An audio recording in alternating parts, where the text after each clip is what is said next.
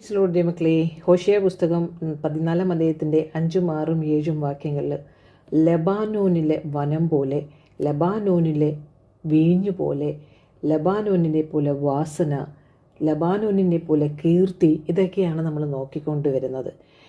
ഇതൊരു ഭക്തനെക്കുറിച്ച് ആഴത്തിൽ നമ്മൾ ഗ്രഹിക്കുമ്പോൾ എത്ര സ്നേഹം കർത്താവിനോട് വർദ്ധിക്കുമെന്നറിയാമോ? നമ്മളെല്ലാവരും ഇതുപോലെ ആയിത്തീരാനാണ്. ഞാൻ ഇന്ന് രാവിലെ ഇവിടെ സിംഗപ്പൂരിൽ ഫാമിലിയായിട്ട് എത്തുമ്പോൾ മോന് ചെറിയൊരു എന്തോ ഒരു മിസ്റ്റേക്ക്, ചെറിയൊരെണ്ണം ഇമിഗ്രേഷനിൽ. നമ്മൾ സാധാരണ ഇപ്പോൾ ഇമിഗ്രേഷൻ പോലെ അല്ല. ഇപ്പോൾ ഗേറ്റിലൂടെ നമ്മൾ പാസ്പോർട്ട് അവിടെ മെഷീനിൽ വയ്ക്കുക, എന്നിട്ട് നമ്മൾ ഓക്കെ ആവുക, പുറത്തേക്ക് വരിക, അങ്ങനെയാണ്. അപ്പോൾ ആദ്യം എൻ്റെ ഹസ്ബൻഡ് അങ്ങ് പോയി. ഞാൻ പെട്ടെന്ന് വിളിക്കുകയാണ്, നോ എന്ന് പറഞ്ഞു. അപ്പം ഹസ്ബൻഡ് എന്തുപറ്റി? ഞാൻ പറഞ്ഞ് മൂത്ത മോൻ പോട്ടെ ആദ്യം എന്ന് പറഞ്ഞു. എന്തോ അങ്ങനെ പറയാൻ തോന്നിയ ഇമ്മീഡിയറ്റ്ലി. കാരണം ലൈനിൽ നിൽക്കുമ്പോൾ നമുക്ക് പെട്ടെന്ന് ചേഞ്ചസ് ഒന്നും വരുത്താൻ പറ്റില്ല. പക്ഷേ അവിടെ ആ ദൈവത്തിൻ്റെ പ്രവൃത്തി, മോൻ്റെ പാസ്പോർട്ടിന് ചെറിയ ഇത് വന്നു. പിന്നെ അപ്പോഴത്തേക്ക് അപ്പുറത്തെ ഇത് കൗണ്ടറിൽ മോൻ ഓൾറെഡി ചെറിയവൻ എക്സിറ്റ് അടിച്ചപ്പോഴത്തേക്ക് ഞാൻ പോയേ പറ്റൂ. അപ്പോൾ ഞാനും ചെറിയ മോനും അപ്പുറത്ത് ഇമിഗ്രേഷൻ സിംഗപ്പൂരിലായി, ഇവർ രണ്ടുപേരും ഇപ്പുറത്ത്. സ്തോത്രം. അപ്പം ഹസ്ബൻഡ് കൂടെയുള്ള ഉണ്ടായിരുന്നത് കൊണ്ട് 5-6 മിനിറ്റ് കൊണ്ട് കാര്യങ്ങൾ കഴിഞ്ഞ് അവർക്കും പുറത്തേക്ക് വരാൻ പറ്റി. ഹല്ലേലൂയ. സോ ദൈവത്തിൻ്റെ ആ ഒരു മഞ്ഞെന്ന് പറഞ്ഞാൽ ആ ഒരു നമ്മുടെ ആ കവറിങ് ഭയങ്കരമാണ് ദൈവത്തിൻ്റെ. ഹല്ലേലൂയ. ഞാൻ ഇസ്രായേലിന് മഞ്ഞ് പോലെ ഇരിക്കും. അവനൊരു ഭക്തന് എപ്പോഴും മഞ്ഞു പോലെ ഇരിക്കും. നമുക്ക് കാണാൻ പറ്റത്തില്ലായിരിക്കും ചിലപ്പോൾ, പക്ഷെ നമ്മൾ അനുഭവിച്ചുകൊണ്ടേയിരിക്കും. നമ്മളുടെ ആത്മാവിൽ നമ്മൾ അവനെ രസിച്ചുകൊണ്ടേയിരിക്കും. ആണോ നിങ്ങൾ? അവൻ താമര പോലെ പൂത്ത്, ലബാനോൻ വനം പോലെ വേരൂന്നു. താമര പോലെ പൂത്തെന്ന് പറഞ്ഞു, ചേറിൻ്റെ അകത്തായിരിക്കും, പക്ഷെ അതുപോലെ നല്ല ബ്യൂട്ടി ആയിരിക്കും പുറമെ. ലബാനോൻ വനം പോലെ വേരുന്നു. ലബാനോനിലെ വനം എന്ന് പറയുമ്പോൾ പാറക്കെട്ടുകൾ ഭയങ്കര കട്ടിയാണ്. ആ മലമുകളിലായിരിക്കാം. ലബാനോനിൻ്റെ വനം പോലെ വേരൂന്നു. അതിനെ ഒരിക്കലും ആർക്കും തകർക്കാൻ പറ്റത്തില്ല.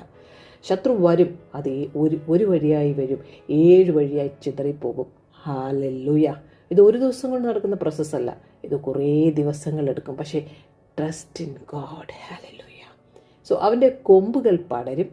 ഇനി ആ ഒരു വിശ്വാസി ദൈവത്തോട് ചേർന്നിരിക്കുമ്പോൾ അവൻ്റെ കൊമ്പുകൾ പടരും. അവൻ്റെ ഭംഗി ഒലിവൃക്ഷത്തിൻ്റെ ഭംഗി പോലെയും അവൻ്റെ വാസന ലബാനോൻ്റെതുപോലെയും ഇരിക്കും. ഇതാണ് നമ്മൾ ഇന്നലെ ചിന്തിച്ചത്. ഇന്ന് നമ്മൾ നോക്കുന്നത്, അവൻ്റെ നിഴലിൽ പാർക്കുന്നവർ വീണ്ടും ധാന്യം വിളയിക്കുകയും മുന്തിരി വള്ളി പോലെ തളിർക്കുകയും ചെയ്യും. അതിൻ്റെ കീർത്തി ലബാനോനിലെ വീഞ്ഞിൻ്റേതുപോലെ ഇരിക്കും. ഹല്ലേലൂയ. സോ ഇന്നലെ നമ്മൾ പറഞ്ഞതിൻ്റെ അകത്ത് ഒരു വാക്യം കൂടെ ആഡ് ചെയ്യാൻ നമ്മുടെ ഒരു പ്രിയ സഹോദരി അയച്ചത് വളരെ ബ്യൂട്ടിഫുൾ ആയിട്ടൊരു വാക്യമാണ്. സങ്കീർത്തനം 104:16 വാക്യം. യഹോവയുടെ വൃക്ഷങ്ങൾ നീർകൊണ്ട് നിറഞ്ഞിരിക്കുന്നു, അവൻ നട്ടിരിക്കുന്ന ലബാനോൻ ദേവദാരുക്കളും അങ്ങനെ തന്നെയെന്ന്. ഹല്ലേലൂയ. സോ എന്ന് പറഞ്ഞാൽ ബൈബിളിലെ വാക്യം ഇങ്ങനെയാണ്: യഹോവയുടെ വൃക്ഷങ്ങൾക്ക് തൃപ്തി വരുന്നു, അവൻ നട്ടിട്ടുള്ള ലബാനോനിലെ ദേവദാരുക്കൾ തന്നെയെന്ന്. സോ ഈ വൃക്ഷങ്ങളുടെ അകത്ത് ജീവനുണ്ട്. അതെത്ര വാടിയാലും എത്ര തളർന്നു പോയാലും അത് ഹെൽത്തിയാണ്, സ്ട്രോങ് ആണ്. അത് ചിലപ്പോൾ ഉണങ്ങിയതായിട്ട് എല്ലാവർക്കും തോന്നും. അത് ചിലപ്പോൾ എല്ലാ ഇലയും ഉണങ്ങി വീണുപോയി, അതിൻ്റെ ഫ്രൂട്ട്സ് ഒന്നുമില്ലാവും, കൊട്ടയടിച്ചിരിക്കുകയായിരിക്കാം. പക്ഷേ സ്പിരിച്വലി ആ സാപ്പ് റെപ്രസെൻറ്റ്സ് ചെയ്യുന്ന എന്തോന്നറിയാമോ? ആ ഹോളി സ്പിരിറ്റിനെ, ദൈവത്തിൻ്റെ പ്രസൻസിനെ, ആ സ്പിരിച്വൽ ലൈഫിനെ നമ്മളെ അങ്ങ് ഒരുക്കി എങ്ങനെയാണ് കൊണ്ടുവന്നെന്നറിയാമോ? അനേകർ വേണം നമ്മളെ ഒരുക്കണമെങ്കിൽ. അതുകൊണ്ട് ആരെയും ഓർത്ത് നമ്മൾ ദുഃഖിക്കേണ്ട. അവരെല്ലാം നമ്മളെ വളർത്തുവാൻ, നമ്മളെ ആ സ്പിരിച്വൽ ഗ്രോത്തിലേക്ക് കൊണ്ടുവരുവാൻ ഇവരിലൂടെയൊക്കെ സഹായമായതാണ്. അതുകൊണ്ട് ആരെയും നമ്മൾ വെറുക്കണ്ട. നമ്മുടെ ഇന്നർ സ്ട്രെങ്താണ് കർത്താവ് ആക്കിയെടുത്തത്. ആ സമയത്തും ദൈവത്തിൻ്റെ പരിപാലനം, ദൈവത്തിൻ്റെ ഒരു പോഷണം, ആ ആത്മീയ ശക്തി നമ്മൾ പ്രാപിച്ചുകൊണ്ടിരിക്കുകയായിരുന്നു. ഹല്ലേലൂയ. സോ ലബാനോനിലെ ദേവദാരു മരങ്ങൾ എന്ന് പറഞ്ഞാൽ അത് ഭയങ്കര വലുതാണ്, അത് ഭയങ്കര ശക്തിയുള്ളതാണ്. അതിനെ ദൈവം തന്നെയാണ് പോഷിപ്പിക്കുന്നതെന്ന്. യഹോവയുടെ വൃക്ഷങ്ങൾ നീർകൊണ്ട് നിറഞ്ഞിരിക്കുന്നു, അവ ജീവനുള്ളവയാണ്, ആരോഗ്യമുള്ളതാണ്, ശക്തമായതാണ്, അതിന് സ്ഥിരമായി പോഷണം ലഭിക്കുന്നു. അതിൻ്റെ മരത്തിൻ്റെ അകത്തുള്ള നീര് അതിൻ്റെ ജീവശക്തിയാണ്. ആ മരത്തിന് പുറത്തുനിന്ന് നോക്കിയാൽ ആർക്കും കാണത്തില്ല, ഉണങ്ങിയതുപോലെ തോന്നും. ഹല്ലേലൂയ. പ്രിയ ദൈവമക്കളെ, ഒരു ദൈവപൈതലിനെയും ദൈവം ഇതുപോലെ തന്നെയാണ് കാണുന്നത്. നമ്മൾ ഇനി ആ വേര് ആഴത്തിലേക്ക് പോയിരിക്കും, ആർക്കും കാണാൻ പറ്റത്തില്ല. മറ്റുള്ളവർ നമ്മളെ നോക്കുമ്പോൾ ഒന്നുമില്ല പറയത്തക്ക രീതിയിൽ ഇറ്റ്സ് ഓക്കെ, നിൻ്റെ വേര് പോയത് ആർക്കും കാണാൻ പറ്റുന്നില്ല. 1000 കോടി സീറോകൾ കാണുമ്പോൾ അവർ പൂജ്യമേ കാണത്തുള്ളൂ. പക്ഷെ ഒരു ദിവസം അതിന് മുമ്പിൽ ഒരു 1 വരും. അന്ന് ഈ സീറോകൾക്കെല്ലാം വിലയുണ്ടാകും. നിന്നോട് കർത്താവ് പറഞ്ഞതിനനുസരിച്ച് നീ മിണ്ടാതിരിക്കുക. കൊമ്പുകൾ വ്യാപിക്കും, സുഗന്ധം വരും. ഹല്ലേലൂയ. അതുകൊണ്ട് യോഹന്നാൻ 15:5 പറഞ്ഞതുപോലെ എന്നെ കൂടാതെ നിങ്ങൾക്കൊന്നും ചെയ്യുവാൻ കഴിയുകയില്ല. യെരമ്യാവ് 17:8 പറയുന്നു, അതിൻ്റെ ഇല വാടുകയില്ല. ഹല്ലേലൂയ. സോ നമുക്ക് ഇനി നമ്മൾ നോക്കുന്നത് 14-ാം അധ്യായത്തിൻ്റെ 7-ാമത്തെ വാക്യമാണ്. അപ്പോൾ ഈ ധാന്യം വിളയുമെന്ന് പറയുമ്പോൾ അത് വിളഞ്ഞ് കഴിയുമ്പോൾ ഒരു ഡെഡ് സീസൺ കഴിയുകയാണ്, ഒരു റെസ്റ്റോറിങ് ലൈഫ് തുടങ്ങുകയാണ്. നിൻ്റെ ജീവിതത്തിലുള്ള ഒരു ഉണങ്ങിയ ഒരു അവസ്ഥയുണ്ടായിരുന്നല്ലോ, അത് തീരുകയാണ് ഇവിടെ. ഹല്ലേലൂയ. ധാന്യം വിളയുകയാണ്. പ്രിയ ദൈവവേദലേ, അതൊരു പ്രൊവിഷനാണ്, അത് ലൈഫാണ്. മുന്തിരിവള്ളി പോലെ തളിർക്കുമെന്ന് പറഞ്ഞാൽ സ്പിരിച്വൽ ഗ്രോത്ത് ആൻഡ് ഫ്രൂട്ട്ഫുൾനെസ്. നമ്മുടെ ആത്മീയ ജീവിതത്തെക്കുറിച്ചാണ് ഇത് കണക്ട് ചെയ്യുന്നത്. ഈ മുന്തിരിയെക്കുറിച്ചും ഈ ലെബാനോനിനെക്കുറിച്ചും ഈ ധാന്യത്തെക്കുറിച്ചുമൊക്കെ. ലെബാനോൻ വീഞ്ഞു പോലെ കീർത്തിയാകുമെന്ന് പറഞ്ഞാൽ അതിൻ്റെ ഫ്രെഗ്രൻറ്റ് എന്ന് പറഞ്ഞാൽ നീ ഒരു ടെസ്റ്റ് മണി ആകാൻ പോവുകയാണ്, നീ ഹോണറാകാൻ പോവുകയാണ്. അനേകർ നിന്നോട് സംസാരിക്കുമ്പോൾ അവർക്ക് ഉള്ളത്തിലൂടെ ആ ഉണങ്ങിയിരുന്ന കൊട്ട പോലെ ഇരുന്ന അവരുടെ ആത്മാവിൽ ജീവൻ്റെ തുടുപ്പ് വരുവാൻ തുടങ്ങും. വീണ്ടും ധാന്യം വിളയുമെന്ന് പറഞ്ഞാൽ they shall revive like grain. ഹോശിയ 14:7 പറയുന്നു, dead seasons are over, God is restoring your life. Famine is ending. God is saying, your dry season will not be permanent. I will make your life fruitful again. That means ഒരിക്കൽ അത് നല്ലതായിരുന്നു, പക്ഷെ അതിലെന്തോ പറ്റിയതാണ്. Never give up. അത് വരാൻ പോവുകയാണ്. ഉണങ്ങിയിരിക്കുന്നതിനെ നോക്കിക്കൊണ്ട്, അസ്ഥികളെ നോക്കിക്കൊണ്ട് ജീവൻ ഒരു സൈന്യമാക്കി മാറ്റിയത് പ്രവചിച്ചപ്പോഴാണ്.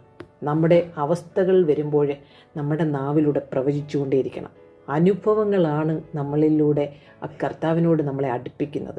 ധാന്യമെന്ന് പറയുമ്പോൾ അത് ജീവന് ആവശ്യമായ ആഹാരമാണ്, ഒരു മനുഷ്യൻ്റെ നിലനിൽപ്പിന് ആവശ്യമായതാണ്, അല്ലെങ്കിൽ ആത്മീയമായ അനുഗ്രഹത്തെ അത് സൂചിപ്പിക്കുന്നത്.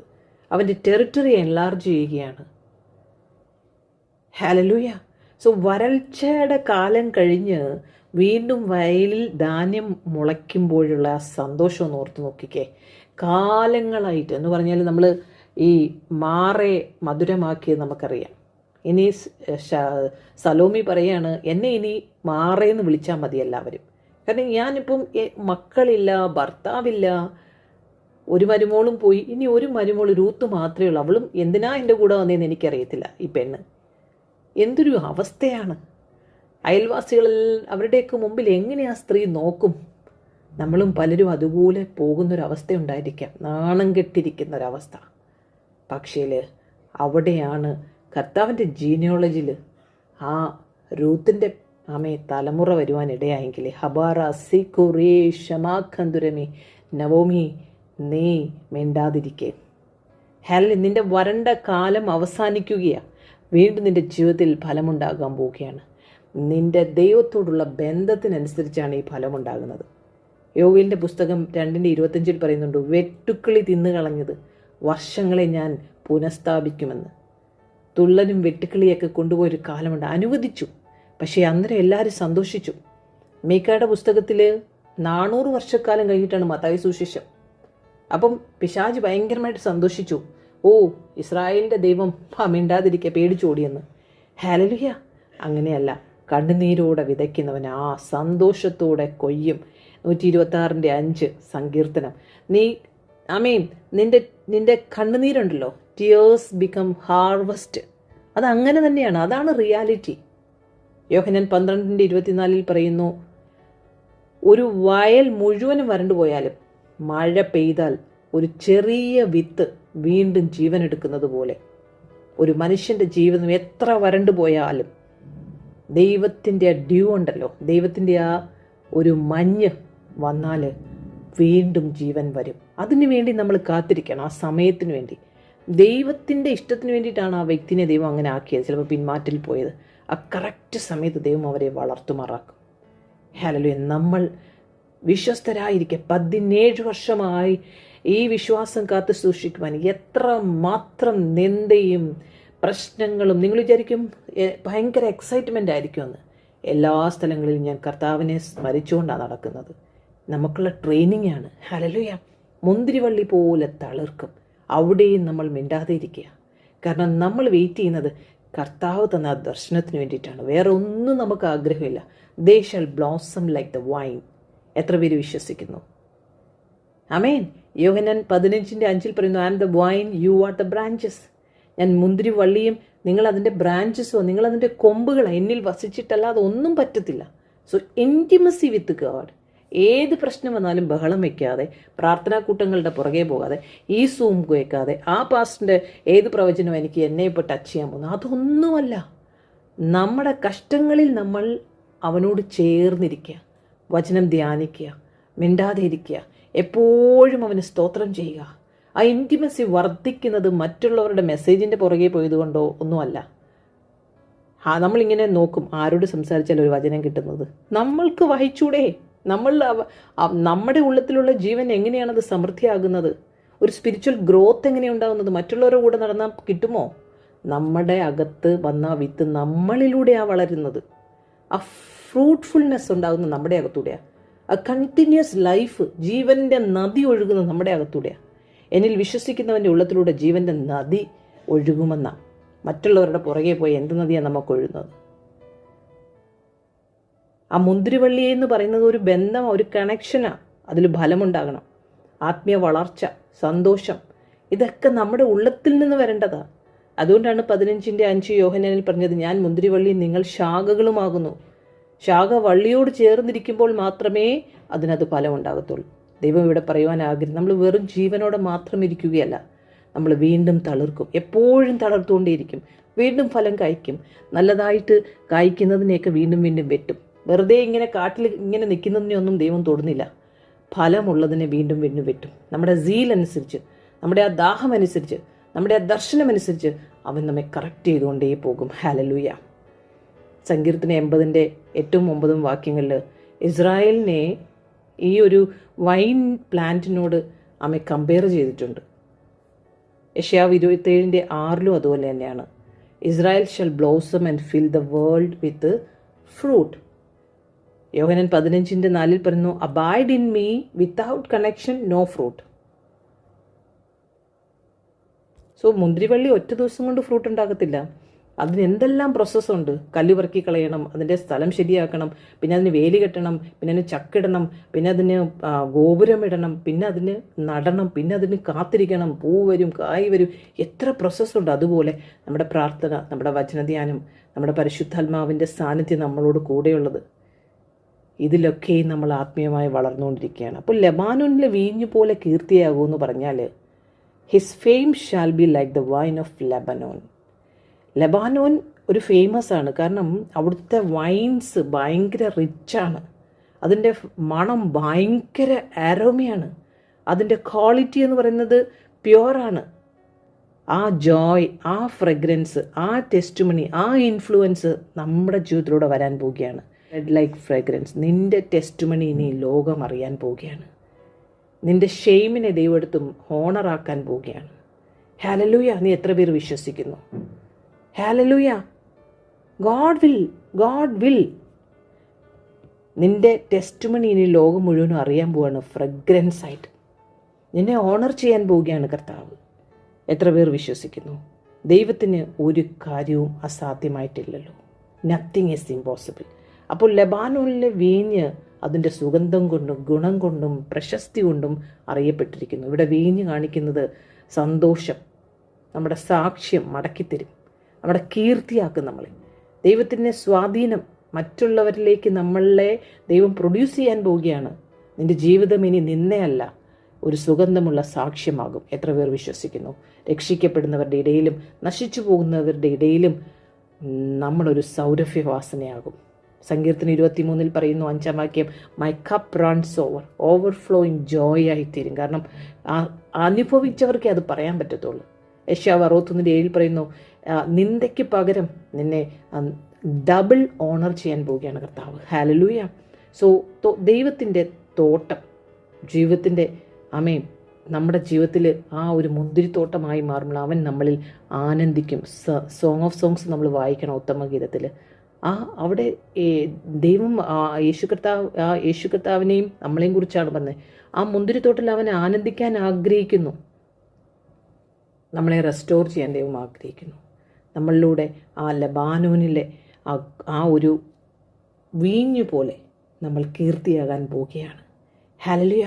ഏത് വരണ്ട വയലായാലും ആ ജീവിതത്തിൽ ദൈവം പ്രവർത്തിക്കാൻ പോവുകയാണ്. വീണ്ടും ധാന്യം വിളയും. ഉണങ്ങിയിരുന്ന അവസ്ഥകളെ ദൈവം മാറ്റാൻ പോവുകയാണ്. നിന്ദയായിരുന്ന നിന്നെ ഒരു അനുഗ്രഹമാക്കി മാറ്റാൻ പോവുകയാണ്. ലബാനോനിൻ്റെ വീഞ്ഞു പോലെ നീ സുഗന്ധമായി നിൻ്റെ സാക്ഷ്യം പുറത്തു വരുവാൻ പോവുകയാണ്. Hallelujah. Every broken name will become a fragrant testimony like the wine of Lebanon. Hallelujah. Never give up. ഞാൻ നിങ്ങൾക്ക് വേണ്ടി പ്രാർത്ഥിക്കുവാൻ പോകുന്നു. അവൻ്റെ നിഴലിൽ പാർക്കുന്നവർ വീണ്ടും ധാന്യം വിളയിക്കുകയും മുന്തിരിവള്ളി പോലെ തളിർക്കുകയും ചെയ്യും. അതിൻ്റെ കീർത്തി ലബാനോനിലെ വീഞ്ഞിൻ്റേതുപോലെ ഇരിക്കും. ഹല്ലേലൂയ. കർത്താവേ, ഇന്ന് പകൽക്കാലത്തിൽ 5, 6, 7 വാക്യങ്ങളിലൂടെയൊക്കെ ഞങ്ങളോട് ഇടപെട്ടതിനായി സ്തോത്രം ചെയ്യുന്നു. നിൻ്റെ മഞ്ഞ് ഞങ്ങളോട് കൂടെ ഇരിക്കുന്നതിനായി സ്തോത്രം ചെയ്യുന്നു. താമര പോലെ അത് വേരൂന്നുന്നതിനായി സ്തോത്രം ചെയ്യുന്നു. ലബാനോനിലെ വനം പോലെ വേരൂന്നുന്നതിനായി സ്തോത്രം ചെയ്യുന്നു. ഞങ്ങളുടെ കൊമ്പുകളെ പടർത്തുന്നതിനായി സ്തോത്രം ചെയ്യുന്നു. ഞങ്ങളുടെ ഭംഗി ഒലിവൃക്ഷത്തിൻ്റെ ഭംഗി പോലെയും വാസന ലബാനോൻ്റെതുപോലെയുമായിരിക്കുന്നതിനായി സ്തോത്രം ചെയ്യുന്നു. അതിൻ്റെ നിഴൽ പാർക്കുന്നവർ വീണ്ടും വീണ്ടും ധാന്യം വിളയിക്കുന്നതിനായി സ്തോത്രം ചെയ്യുന്നു. അനേകരിലേക്ക് ഞങ്ങളെ പ്രൊഡ്യൂസ് ചെയ്യുന്നതിനായി സ്തോത്രം ചെയ്യുന്നു. നിൻ്റെ മഹത്വമാക്കി ഞങ്ങളെ മാറ്റുന്നതിനായി സ്തോത്രം ചെയ്യുന്നു. ഒരു പാത്രം പൊട്ടിക്കഴിയുമ്പോൾ അതിൻ്റെ അകത്തിരിക്കുന്ന വെളിച്ചം പുറത്തേക്ക് വരുന്നത് പോലെ ഞങ്ങളെ നീ ഉടച്ചത് നിൻ്റെ പ്രവൃത്തിക്ക് വേണ്ടിയിട്ടായിരുന്നല്ലോ കർത്താവേ. ഞങ്ങളുടെ പഴയ ജീവിതത്തിലേക്ക് നോക്കുമ്പോൾ ഒത്തിരി ഞങ്ങൾക്ക് കരയുവാനുണ്ട്. പക്ഷേ അതെല്ലാം നീ അനുഗ്രഹമായിക്കൊണ്ടിരുന്നതിനായി സ്തോത്രം ചെയ്യും. നിൻ്റെ നാമം അത് ഉയർത്തുവാൻ അതെല്ലാം കാരണമാക്കിയതിനായി സ്തോത്രം ചെയ്യുന്നു. നീ ഗ്ലോറി ആയതിനായി സ്തോത്രം ചെയ്യുന്നു. ഞങ്ങളുടെ ജീവിതത്തിലൂടെ ഞങ്ങളോ ക്രൂശിക്കപ്പെട്ടിരിക്കുന്നു. ഞങ്ങളല്ല, നീ ഞങ്ങളിലൂടെ ജീവിക്കുന്നു. ഞങ്ങളിനി തളിർക്കും, ഞങ്ങളിനി കീർത്തിയാകും. ലബാനോനിലെ വീഞ്ഞിൻ്റേതുപോലെ ആകും. ഹല്ലേലൂയ.